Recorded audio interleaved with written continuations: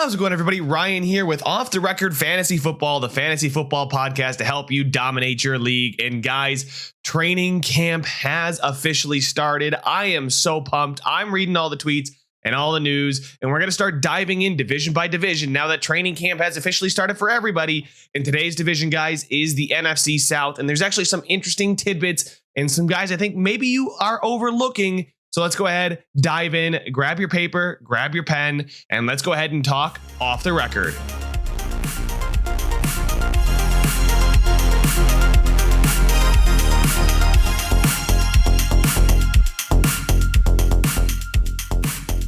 So as I mentioned, guys, we are in training camp season, and I want to preface this with saying, do not buy too much into the hype.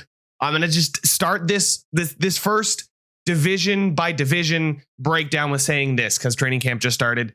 Don't buy too much into the hype. I remember last season, one of the guys that got super hyped with preseason, one game, Saints, Jaguars, Marquez Callaway had some insane catches. And those insane catches saw him fly up the draft boards as we got closer and closer to September, halfway through August. And by the time we got to September, he was being taken way too high for what he ended up getting you, which was about wide receiver 43 in full PPR format. So don't buy into that hype. A guy may have a good preseason game. Kind of trust your gut, trust projections, trust how the fantasy experts are going with it.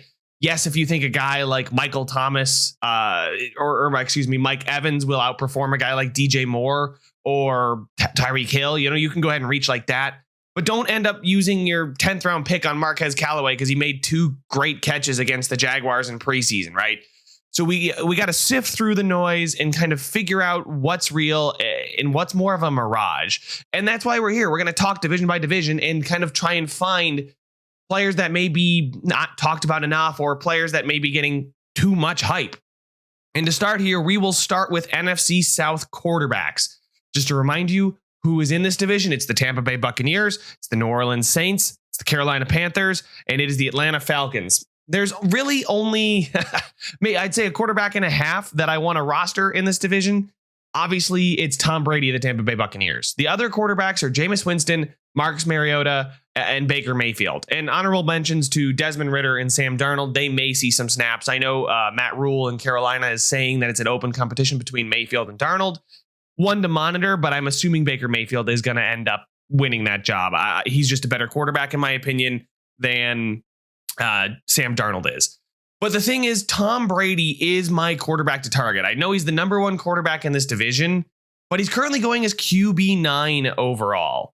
I think that's probably a little too low for him. He finished as QB3 last season with 380 fantasy points. He put up 5,300 passing yards, 43 passing touchdowns, 12 interceptions, 81 rushing yards, and 2 rushing touchdowns. And if we just think about it, guys, Tom Brady is now in sole control of that offense. Tom Brady is the guy. I mean, we always knew he's the guy. He's the GOAT, right?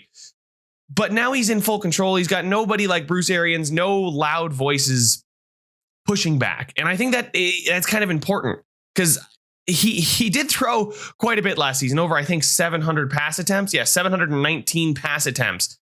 But if we look at his season before, he was in the 600s with Tampa Bay. And I think we can reasonably say that we might see a 10% drop off in Tom Brady. That's about 72 fewer pass attempts, which puts him at like 650 passing attempts. Well, if you take Tom Brady's stats from last year and decrease them by 10%, you're looking at 4,784 yards, about 38 to 39 touchdowns, and about 10 to 12 picks, keeping his 81 rushing yards and 2 rushing touchdowns because you really aren't going to decrease 80 rushing yards for Tom Brady. And he's going to get those couple QB sneaks at the goal line.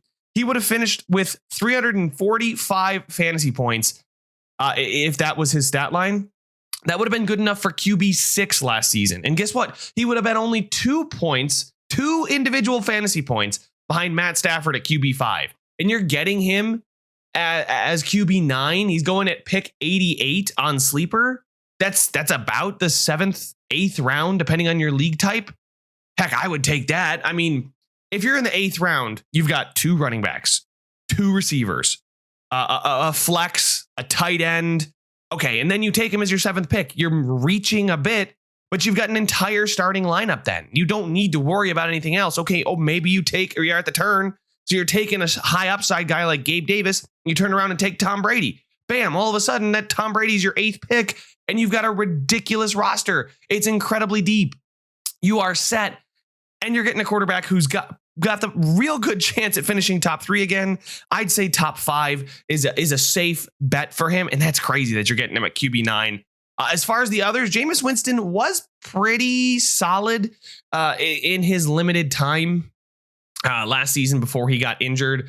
He wasn't very flashy. He was very standard. I'd say he had those bad weeks, but he also had a good week or two, and he averaged, I believe, 17 fantasy points per game. It's not great. It's not terrible. A full season. We'll see what he gives us then. If he even comes back early in the season. I know he's still questionable with that ACL tear, but he is participating in team drills to begin training camp, which was reported a day ago at this point by Saints head coach Dennis Allen. I think he's the other guy that you could look at in a deeper format. The reason I say I wanted to roster a quarterback and a half is because Winston and Mayfield, to me, they're kind of interchangeable. I think they're pretty similar depending on your league structure, right? If you're going 2 quarterback leagues or a super flex leagues, those guys are probably in the same bucket in my mind. I'd probably rank Winston a little bit higher, barring health concerns. But I think Baker Mayfield in Carolina is going to be in a really good situation. He's no longer in one of the run happiest teams in the NFL. He's got, some decent options. You can check it down to McCaffrey, and McCaffrey can make anything happen. We'll touch on him in here in a second. But I think Baker Mayfield will be solid. I think, his passing to DJ Moore is really encouraging. He ranked 6th in 2020 in deep ball completion percentage and true passer rating. So he's an efficient quarterback with a good deep ball, and that's kind of where DJ Moore specializes. So those 2 guys are guys to keep an eye out for if he does end up winning the job securely and they don't flip-flop between him and Darnold, which is an absolute death sentence for just drop him at that point. If there's any rumblings that they're going to flip-flop between them, in week 3, don't even, just stay away. And then Marcus Mariota is the final guy here. I like Marcus Mariota. His best seasons have come with Arthur Smith, who's the head coach of Atlanta. So he's reunited there. It's just a really bad offense. There's not a lot of excitement generated in this offense. Calvin Ridley's out for the season because of a gambling suspension. And they have Desmond Ridder. They're the one team that's got the surest backup that is going to see playing time, right? We may see Darnold, right? But we know we're going to see Ridder at some point this season. And I don't want to be holding on to Mariota when that happens, right? Because that's probably going to happen in the back half of your season. So if you're in a 2 quarterback league, avoid Mariota. Maybe pick up Ridder. I'm not high on Ridder personally for this season. He's got some work to do and some growth. He definitely needs to grow for sure. But honestly, Mariota, Ridder, I'm not touching the Falcons quarterbacks, although there are a couple Falcons that I'm optimistic on at other skill positions. Quarterback is not one of those. So to recap, I'd say Brady, take him. Even a 10% drop off. Here, I'll even give you guys, I have the 20% drop off scenario, which is 4250 in passing yards, 34 touchdowns, 10 picks, 81 rushing yards, and 2 rushing touchdowns. I didn't change the rushing yards. Gives him 309 fantasy points, which is good enough for quarterback 11. Again, 2 points behind quarterback 10 last season. You're getting him as an absolute steal. I think that's his floor. I really don't think we're seeing a 20% reduction. But if he's taken at quarterback 9, he's being taken at his floor, in my opinion, because that's where he basically ranks with a 20% reduction in his statistics. So I just don't see that happening. I don't see him falling off that hard. So Tom Brady's my guy. Winston, Mayfield, Mariota, Ridder, Darnold. Yeah, that's probably the order I'd say. Really, I can't even rank Mariota, Ridder, or Darnold. Really, to me, it's Brady, Winston, Mayfield.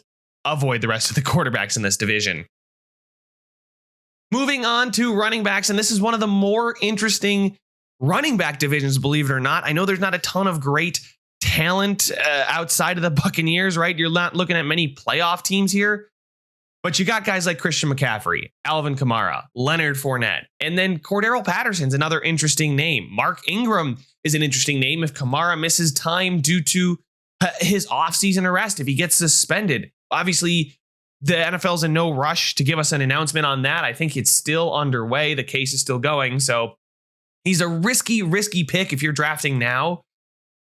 I think Mark Ingram could have some serious value. And the same thing with a guy like Tony Jones. If we get some clarity before preseason games start, keep an eye on that battle between Ingram and Jones, because Ingram has been around forever. He's had carries since 2011, been around since 2011. A ton of carries, a lot of tread off of those tires. There's not much left. And I think Tony Jones, he got some of that rumbling last season. It may not have materialized with 2.6 yards per carry on his 50 attempts. But all in all, guys, I think he could be a guy. He's 24 out of Notre Dame in his second year. I think we'll see how he continues to develop here. I think he could be one to look out for if we get some clarity on this Alvin Kamara situation. Now, if Alvin Kamara is not suspended for long, probably Mark Ingram. If it's like a 4, 5, 6 game suspension, probably Mark Ingram here as the guy you want to target out of the Saints backfield. But Tony Jones in a really deep league, maybe in a best ball, you can take a guy like Tony Jones. We'll see with an injury, maybe to Mark Ingram and a long time suspension to Kamara. Tony Jones could absolutely take off in this backfield. But the guy that you want to talk about in this backfield, in this division, as far as running backs, is Christian McCaffrey. I think the Christian McCaffrey fear is overblown. I think all three of his injuries, AC joint, a hamstring, and an ankle, those are all very common. The hamstring is probably the only one that gives you a lot of worry, right? An ankle injury, it heals, right? They have nothing to do with each other, and they're very common. And I think he's the most dynamic running back in the NFL, 100%. And I think we're all forgetting that. And I think he's got a great chance at finishing RB1. Now, I know his average draft position on Sleeper is 2.1. So he's locked in as the number 2 pick usually. And I think that's great. I think he's got a higher chance of finishing as RB1 than anybody this season. I think Baker Mayfield being there means the Panthers are going to be more competitive. I think they're going to be in more games. They have a defense. They've improved their offensive line, which was absolutely woeful just a couple seasons ago. But when Christian McCaffrey was RB1, he put up 60 more half-point PPR points than Jonathan Taylor did in his RB1 season last season. In fact, Jonathan Taylor's RB1 season was the lowest since Devontae Foreman in 2015. I won't talk about that. We'll save that for the AFC South. But I think McCaffrey, guys, if you're at pick number 2, don't be shy. Take him. You're looking to win your league, right? Take the high ceiling. If he goes down, there's other guys in that backfield. Dante Foreman is in the backfield. He's the guy that stepped in and did so phenomenally last season for Derrick Henry when he went down. I mean, you really didn't miss a beat there. I mean, I know stats wise and fantasy points wise, you're not looking too tremendous. But I mean, 108 yards in week 15 against Pittsburgh, 132 yards and a touchdown against Miami in week 17. He put up, another 40 yards and a touchdown against Jacksonville. New England, he put up 109 yards, right? So, and that was on a Tennessee Titans team that was just kind of, you knew it was coming, right? It just really didn't feel like the Titans were all that impressive last season. I know they were the number 1 team in the AFC, but Dante Foreman is a guy that if McCaffrey goes down, look out. He may also get those touches between the 20s, which are the least valuable touches for fantasy running backs, and they may use McCaffrey in passing situations. And I've mentioned this before, but targets are worth 1 more fantasy point more than carries, right? So even if he's not catching the ball, if he's getting targeted, on average, that's worth 1 full fantasy point more. And that's where you want to see McCaffrey being used. I mean, he's an amazing receiver out of the backfield. But I think they could use Foreman between the 20s and then McCaffrey in the red zone. And that's going to take a lot of those 3rd and 1 stacked front carries off of McCaffrey's plate. He's not going to be taking those brutal hits. He himself has even mentioned that he's got to learn how to live to fight another down. And I think if we see that, plus the Panthers plan on using him differently in practice the week to week, I just think McCaffrey, I understand some of you may have been burned and you can't go back to that well, but I implore you, take some time this preseason, think it over, because McCaffrey, when he's on the field, is so freaking dynamic. I mean, we'll look at last season. He put up 20 points in week 1 and 2. And in week 1, he didn't score a touchdown and put up 23 fantasy points in half PPR. That just kind of shows you how good McCaffrey is. Of the games where he had a snap percentage above 50%, he put up 20 fantasy points. You can't really argue with that. If he's going to get 60%, 70% instead of his usual 80, 90, he's still putting up 20 points in those games. He's that efficient. So you really want to look to Christian McCaffrey if you're taking number 2. Even if you're number 1, I think he's got a higher ceiling than Jonathan Taylor. But going through the rest of this division, Leonard Fournette of the Tampa Bay Buccaneers is the next guy I'd say. I know Kamara is great. I don't know how that situation is going to work, and I would avoid him. He's currently being drafted around the 3rd round. Obviously, we'll get more clarity and that'll change, but I'll save that for a later podcast. But Leonard Fournette here, guys, I think he's unquestioned number 1 in this backfield. He was a ridiculously good RB2 last season. Yes, he missed the last 2 games, missed your fantasy championship last season. He came in overweight this season, but most players do come in overweight like OTAs, right? Nobody's where they need to be, that classic NFL quote. But he started camp at 244, which is down about 15 to 20 pounds from where he started minicamp. So he's definitely committed to get himself in shape. There should be no concerns there. I know it's Fat Lenny and those kind of jokes, and you may be afraid about the commitment and whatever. I don't think so, guys. I think it's just a matter of he put the weight on, he worked to get it off, and he's going to continue working. We're over a month from football, like real football, not preseason, right? So he's got time to work off this little bit of extra weight. He's got 244. He usually operates around 230, 240. So he's right on track, guys. He was a ridiculously solid RB2 last season. He's currently being taken around pick 26 as a whole. If you're in a 12-team league that's early in the 3rd round, I'd certainly take that, right? You're getting him as your RB2. I'd be very happy with that, or if you went with 2 star wide receivers early and he falls back to you, then maybe you can go with Leonard Fournette. Although based on the ADP, right, if you're taking him, you're probably taking him at the start of the 3rd round. I mean, you could pair him with Christian McCaffrey, and if McCaffrey goes down, all of a sudden you've got a still seriously solid guy with unquestioned amount of touches. I know Rashad White's there, and Keyshawn Vaughn and Gio Bernard, and it's Leonard Fournette's backfield, guys. It's gonna be another good RB2 season for Leonard Fournette. He averaged 4.5 yards per carry last season. He put up 8 touchdowns on the ground. I think we could see another very similar season to that again this year. And I think it's going to be a really, really solid pick. He may not be all that flashy or exciting. It's not Saquon Barkley's back. It's not the Javonte Williams who are being taken around there as well.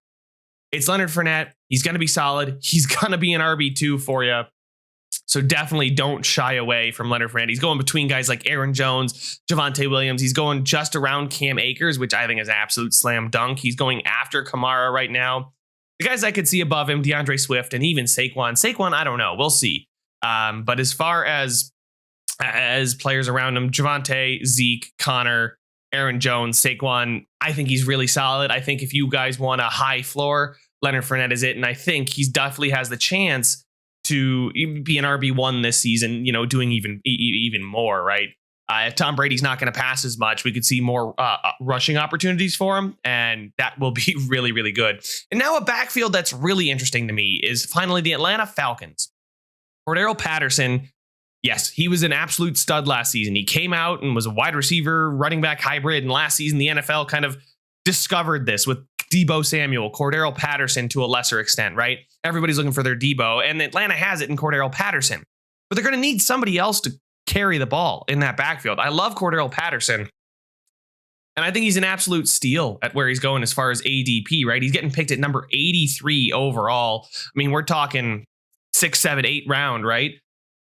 That's really a solid spot for him. I think he's got the chance to be a really solid RB3 this season. I know he was an RB1 last season in PPR. I think you could see mid to low end RB2 being the most optimistic projection for Cordarrelle Patterson.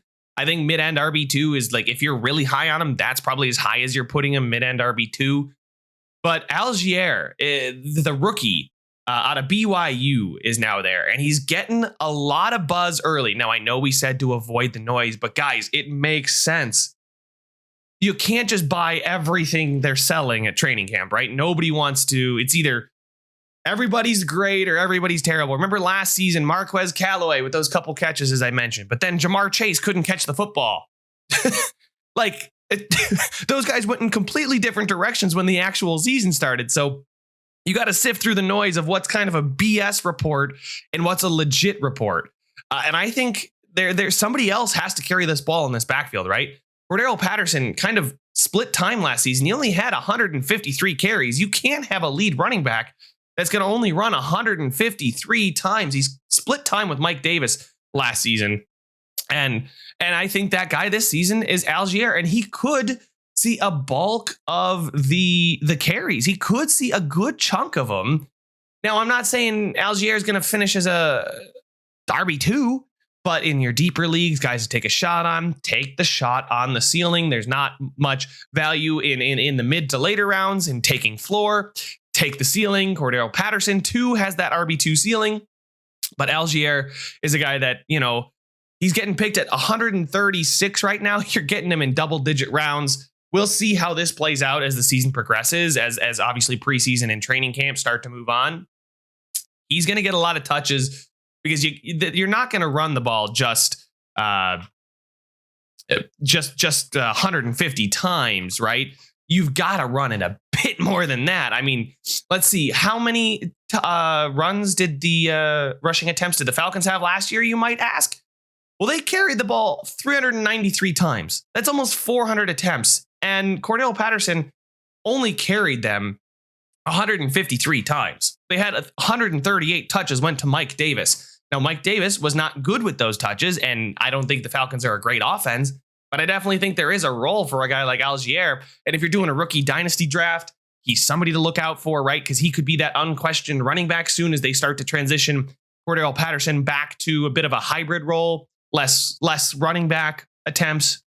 They did not have a real focal point guy, and you could see Algier starting to step into that role and basically going 50-50 with carries with Cordero Patterson. Obviously, Patterson's got that target upside, that receiving upside, but I think there's definitely a role for Algier as maybe your RB4, RB5, some guy with upside. If Cordero Patterson goes down, look out, because Algier is got no competition whatsoever, and he's going to be the guy. So I love him. I think he's going to be great. Obviously, don't overreach for a guy like this, right? You're taking a shot on the upside. He's going at pick 136 toward the end of the draft here.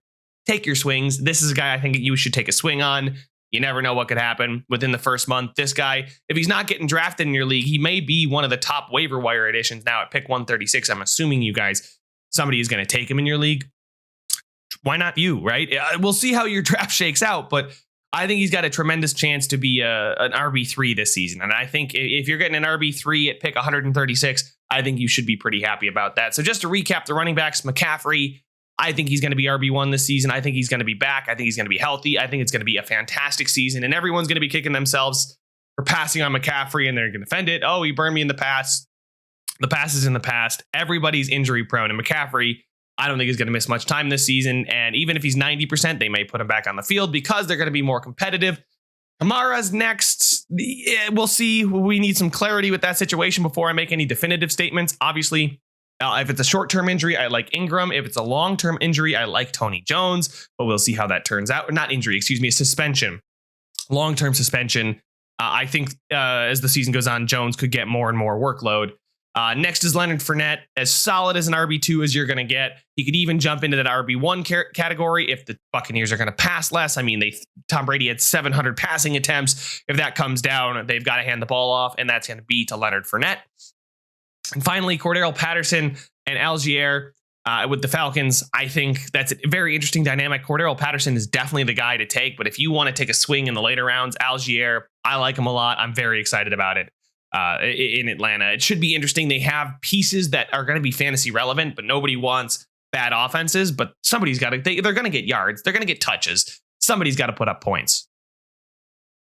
Next, we will move on to the wide receivers. And there's some really, really exciting wide receivers. And I'm kind of glad I delayed this recording of the NFC South. I just kind of had the NFC South in mind because there's a lot of guys here that I've done a lot of research on. Early guys like Brady, Moore, London, and Christian McCaffrey, obviously. But this is such an interesting division. And with the Julio Jones signing, we'll see where he starts to go in drafts. He may start to get overdrafted, in my opinion, just because of the hype and excitement. Guys, this is not the same Julio Jones we saw back in like 2014. This is a totally different Julio Jones. Now, I'm not saying he's washed, that he can't do it anymore. I just don't think that, you're seeing the same Julio you saw back in, 2018 when he put up 1,600 yards and 8 touchdowns, right? That's that's not what we're going to get out of Julio Jones anymore. And I guess that's where we'll start is Tampa Bay. Mike Evans, Chris Godwin, Russell Gage, Julio Jones. I don't think the Julio Jones signing really dampens anybody's excitement for any of these guys. I mean, we had Antonio Brown putting up good numbers last season for Tampa until the championship finals where he officially quit. But I think this is an offense that can sustain multiple weapons. Tom Brady is a guy that has always been able to spread the ball around. But the guy I think you want is Mike Evans. I think Mike Evans is going to be just another stupid, solid wide receiver one, right? He's got 1,000 receiving yards basically penciled in every season. He's got 8 to mid-teens touchdowns penciled in since Brady's been there. He's had 13 and 14 touchdowns respectively, 70 catches in both seasons, 1,000 yards in both seasons. He finished as wide receiver 11 and 9 in PPR in both seasons. I mean, he's a wide receiver one. You're getting him at round 2-3 turn, end of the second round. Like, come on, guys. Mike Evans should not be slipping into the third round. He's a wide receiver one. I understand that everybody wants running backs and a lot of people are taking 2 running backs, but like Mike Evans also is boom. He's got the boom and he doesn't have a ton of busts anymore now that he's got Brady. I know with Jameis Winston, it was incredibly boomer bust, and that's what steered people away from Mike Evans. But we have 2 years worth of sample size where we know Mike Evans is going to be Tom Brady's red zone target. He's going to feed him, guys. We know this. He's getting 1,000 yards, double-digit touchdowns. Come on. He should not be in the third round. He's a guy I'd feel very happy about, getting if you're taken early, right? I am. Full disclosure, I'm picking second in my league's draft. And if I'm getting him in round 3 to stack with 2 running backs, come on, that's just such a good start. Or if he's your wide receiver 2, because you got him a little bit later, right? Maybe you took... Maybe you pick 4 and he falls back to you, right? And you're looking at guys like you've got Eckler and you've got CeeDee Lamb and you've got Mike Evans. I mean, holy smokes, right? He's so good. And I just think that in fantasy, there's no reason to avoid Mike Evans. I'm not worried about Julio Jones stealing touches. I'm not worried about if Godwin's there or not. I'm not worried about Tom Brady texted Russell Gage or whatnot. And speaking of Chris Godwin, this report that he is going to be ready for camp and whatnot and not going to be on the physically unable to perform list is really good news for him. Really, really bad news for a guy like Russell Gage. People were taking Russell Gage later in drafts and he started to actually move up draft boards because if Godwin was going to start on the PUP for the first 4 to 6 weeks, he wasn't going to play and Russell Gage was going to be the slot guy. I do think Chris Godwin's stock takes the most hit from a guy like Russell Gage, but I mean, come on. We're not going to see that big of a hit to a guy like Chris Godwin, who's been there, who knows him. I know Russell Gage is a guy that came in this season and whatnot, and he's healthy and he's going to be developing a rapport with Brady. But guys, I think Godwin, it's Evans, Godwin, Gage, Julio in the hierarchy. And Godwin, Gage, I say those guys so close, not because their names are easy to say, but because I think that's going to be a little bit of a problem for Chris Godwin. I know Tom Brady loves Godwin, but he could also look to Russell Gage. It's not Scotty Miller. He's got other options on the interior now that are going to be maybe cannibalizing some of those touches from Godwin. I know Evans is going to get those deep shots. He's going to get the big plays. He's going to have the red zone targets. Julio Jones doesn't really change that in my mind. But Godwin and Russell Gage, we'll see how that turns out, obviously, as we see preseason. And if Godwin's on the field, we'll see. They could still put him on the PUP list if he suffers a setback or anything like that. And then Russell Gage is definitely a guy to target.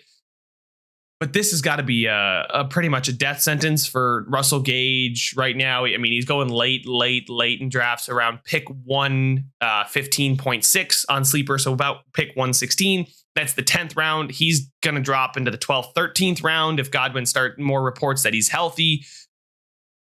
So Russell Gage is a guy that I was excited about, but with Godwin not being on the PUP, little less excited about it. And then finally, obviously, the big one, which is why I'm glad I delayed this, is Julio Jones. Julio Jones in Tennessee was not the Julio Jones that we're used to seeing. I mean, he had 48 targets for 400 yards, only caught 31 of those 48 targets. He did play in 10 games, but did he really play in 10 games? I mean, this is not the same Julio we saw.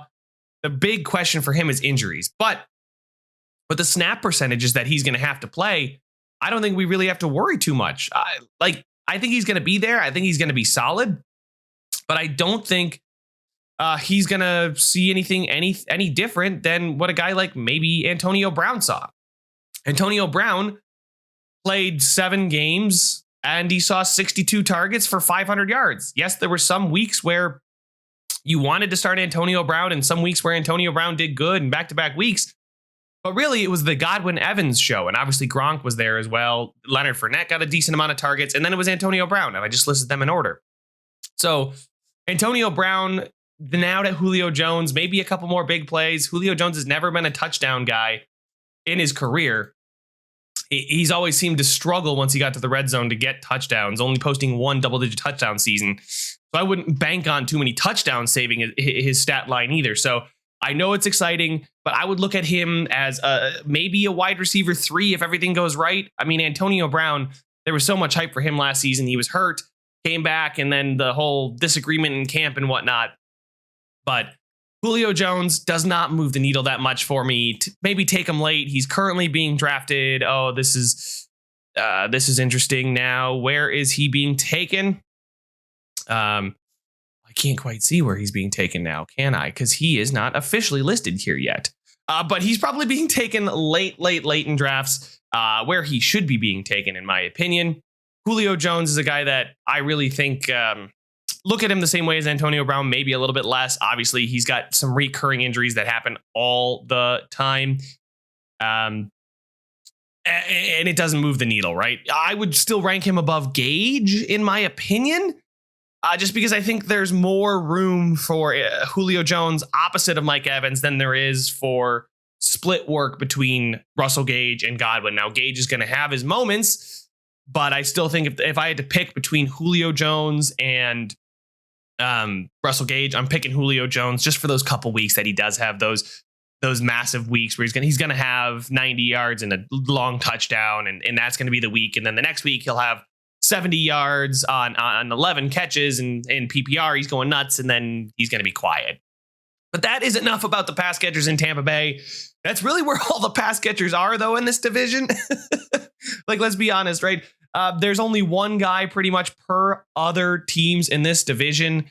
Carolina, Atlanta, and New Orleans, they aren't looking too hot when it comes to potential wide receiver targets. Oh, by the way, I did find it here. It's pick 185. He's going behind Robbie Anderson right now, which I don't agree with. I think this is not going to be a good season for Robbie Anderson. I think Julio's got more upside than Robbie Anderson. I think he's got more upside than Landry, and that would place him in this division right by Gage. And I think those two, take your pick, whoever you guys like more. I like Julio more. Russell Gage is interesting, especially with Chris Godwin's health, but obviously Julio Jones, I think, has got a more open path to targets from the Z position.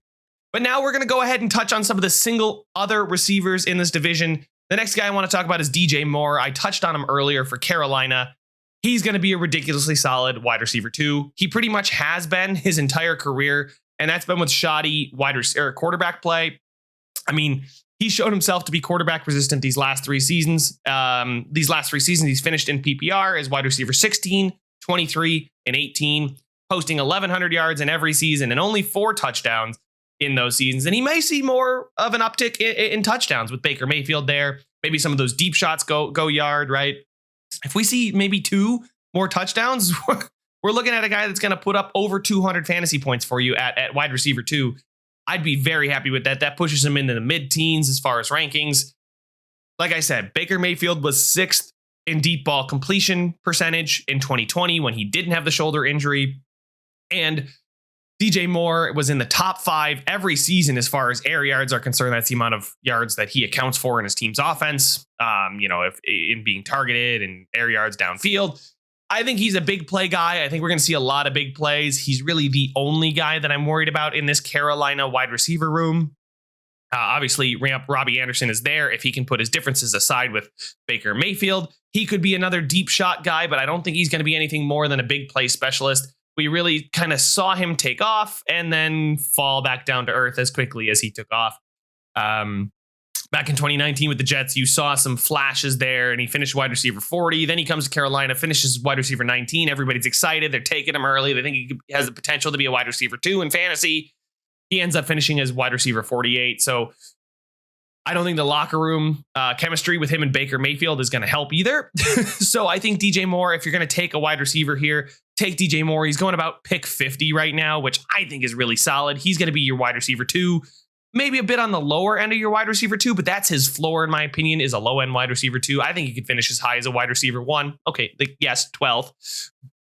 12 to 14, I think, is a really good case scenario. I don't think it's that crazy to think that he does end up there. And he's currently, being at pick 50 is a steal, in my opinion, right? You're taking him at his floor. And I love when you take guys at their floor, because you don't have to worry about, did I miss out on value, right? You got the best value. If that's his floor, his ceiling, if you hit his ceiling, holy smokes, you're looking at playing all the way through December. So DJ Moore is my guy from Carolina. Next up is New Orleans. We've got Michael Thomas, and that's one that I'm interested to see. Everyone seems to forget Michael Thomas was considered the best wide receiver in football and was the best fantasy wide receiver just 2 seasons ago. Now with his ankle hopefully behind him, that weird injury that took him 2 seasons to rehab, he's very, very confident on a return and that he'll return to form. I mean, everybody's going to say that, right? But we'll see how he does with Jameis. I think him and Jameis actually would click with their play styles. With the way Jameis looked last season, I think they were missing a guy like Michael Thomas. And now with Chris Olave in there, it's going to be so interesting, guys. And I'm a bit worried because with Thomas, Olave, and then, yes, even Jarvis Landry there, they've revamped their wide receiver core. If Jameis Winston's healthy, it's going to be really interesting to see who's the alpha. Obviously, it's going to be Michael Thomas. But Chris Olave can do some serious damage for this team, too. Looking at Sleeper's projections here, they've got very similar numbers for both Thomas and Olave. I mean, we're looking at 70 catches for Thomas to 60 for Olave, both of them with 800 yards and both of them with 5 to 6 touchdowns. I mean, it's really going to be interesting to see how these two play out, right? Michael Thomas his days of wide receiver 1 may be over, but is it out of the realm of possibility to say he's going to be a solid wide receiver 2? Like, that's a major possibility, right? If he's going to see 140 targets, maybe 120 like his rookie season, 120 targets, he could put up 200 points in fantasy, which is going to be a really good wide receiver 2 for you. You're going to be happy about that. And then Chris Olave out of Ohio State is one of the players I absolutely love. I am so excited to see what he's going to do, especially in preseason. I think this kid's going to flash. I think he's going to rise up draft boards, and that's when you take Michael Thomas, right? We don't want to buy too early into the hype, and we don't want to discredit guys based on prior narratives. Obviously, I said Jamar Chase, Marquez Callaway. But Chris Olave is definitely an interesting guy. He's going at pick 96 right now, so you're getting a multi-round discount, 20 picks after Michael Thomas, right?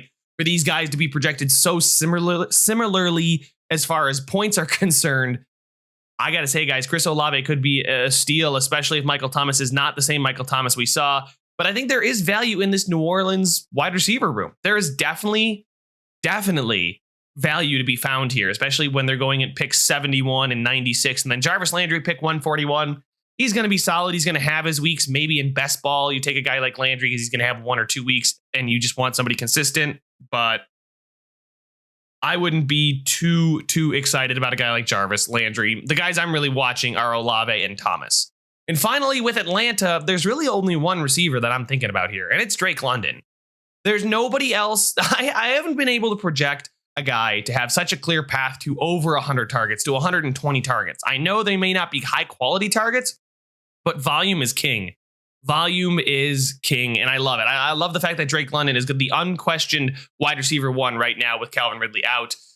I mean, I know Kyle Pitts is there, and they're going to use him in interesting ways. but I definitely think Drake London is the really only fantasy relevant wide receiver out of Atlanta. I know they've got Bryan Edwards, is it? Bryan Edwards is here from Oakland. It'll be interesting to see what he does, but I'm not too excited about him. Drake London, I think, is a guy that could have over 100 targets, about 75 catches, over 1,000 yards, and 5 to 6 touchdowns. I think that would be an absolutely reasonable outcome for a guy like Drake London, because who else is getting the ball in this offense? I think Marcus Mariota is better than people give him credit for. We'll see when Ritter comes in. Again, that's the big question mark, is how does Ritter look when he comes in? And is he just going to tank the value of all these guys? But Drake London, interesting piece. I think I might still be looking to take Olave at where Olave is going, because Michael Thomas and Drake London are going about 3 picks from each other. Chris Olave is about 20 picks later. I like Olave. I think that offense is going to be better in New Orleans. We've got less questions about the quarterback. If Kamara's there, they've just got a better situation there. They still have a decent defense. I think the Saints it's not the nail in the coffin that everybody thought.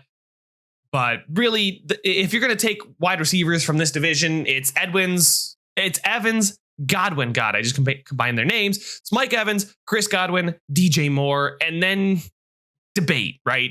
Then you don't know who you want. I like Thomas.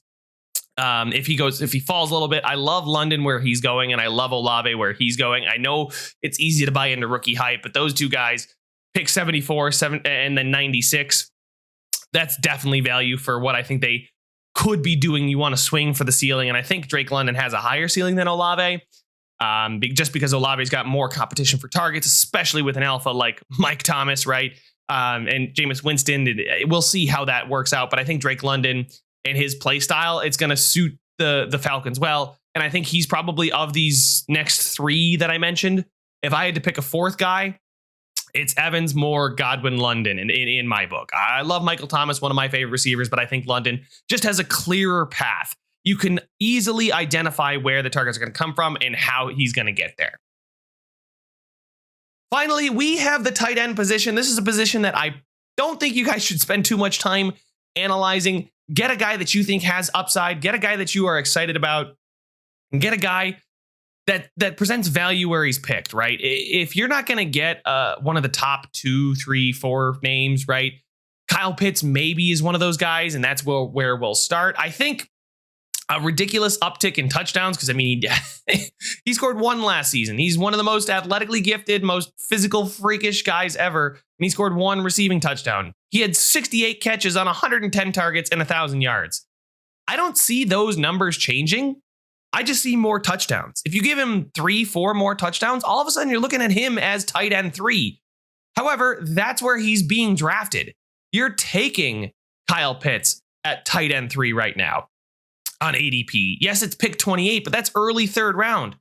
Why take a risk on a guy like Kyle Pitts when I said you guys could get Mike Evans at around the same pick? Mike Evans is going at pick 27, right? So Kyle Pitts or Mike Evans? I know where I'm going. I'll take Mike Evans over Kyle Pitts there. I love Kyle Pitts and I love the talent. And for non-fantasy football, it's exciting to watch Kyle Pitts. But I don't know why I would take a guy like Kyle Pitts when I can get Dalton Schultz at pick 63, when I can take a swing on another guy in this division later. You've got Troutman going at pick 254. I think Troutman is a guy that could be really interesting. Obviously, Taysom Hill now has the tight end designation. We'll see the gadgety stuff from him, but I don't think we can rely on it. But last season, I think you could see more from Adam Troutman as he steps into a bigger role here in New Orleans. I don't think he's my sleeper tight end. I don't think he's the guy that I want to take, that I'm excited about taking.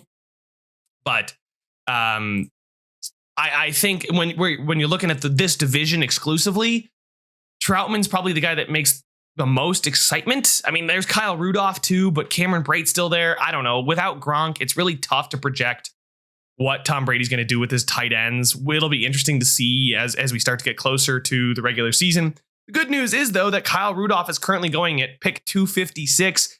You really don't have to pay a premium for a guy that Tom Brady may utilize a lot like he did Gronkowski. Cameron Brate's still going to vulture touchdowns for sure. So I don't know if Tampa Bay's an offense where I want the tight end. I would much rather have the wide receivers in Tampa Bay before I even think about their tight ends.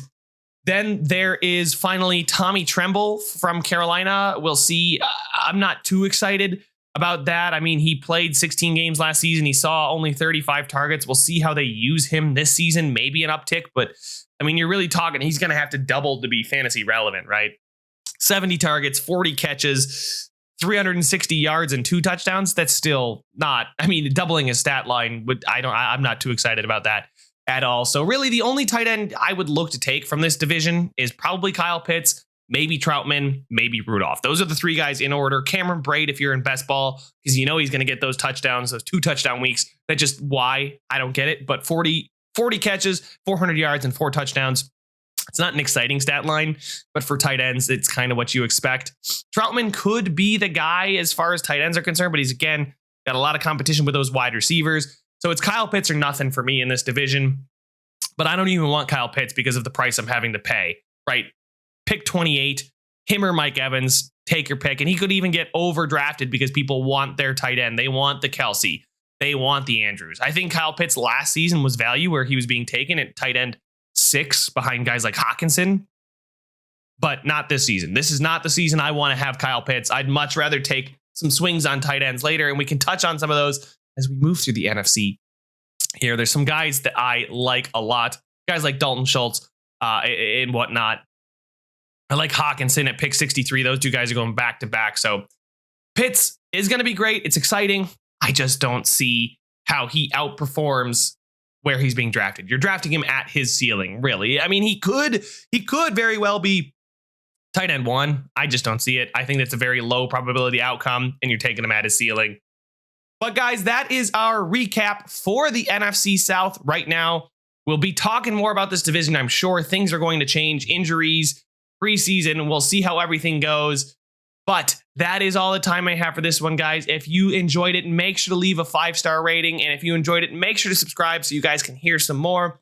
And I will be talking to you guys about the NFC East, another very exciting division, in the next episode, guys. So I will talk to you then.